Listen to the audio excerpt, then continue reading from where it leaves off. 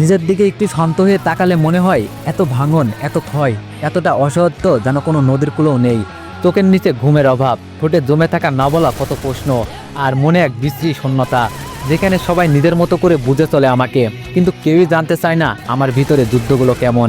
আমি হাসি মুখে দিন কাটাই, অথচ প্রতিদিন নিজের ভিতরে একটা যুদ্ধ জিততে হয়, যাতে কেউ টের না পায় আমি হেরে যাচ্ছি। আমার ভাঙা ভিতরটা কেউ দেখে না, দেখে শুধু সোশ্যাল মিডিয়ায় স্টোরি আর মুখের হাসি। আমি কি সত্যি ভালো আছি, নাকি শুধু অভ্যাস হয়ে গেছে কষ্ট চেপে রাখার?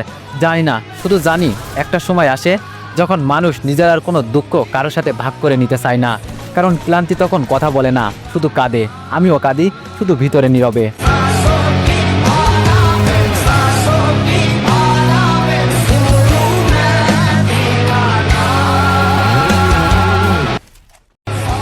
নিজের দিকে একটু শান্ত হয়ে তাকালে মনে হয় এত ভাঙন, এত ক্ষয়, এতটা অসহ্য যেন কোনো নদীর কূলেও নেই।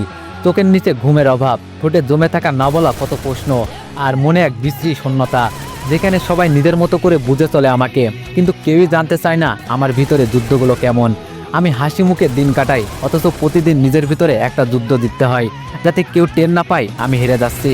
আমার ভাঙা ভিতরটা কেউ দেখে না, দেখে শুধু সোশ্যাল মিডিয়ায় স্টোরি আর মুখের হাসি।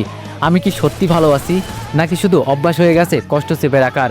জানি না, শুধু জানি একটা সময় আসে যখন মানুষ নিজের আর কোনো দুঃখ কারোর সাথে ভাগ করে নিতে চায় না, কারণ ক্লান্তি তখন কথা বলে না, শুধু কাঁদে।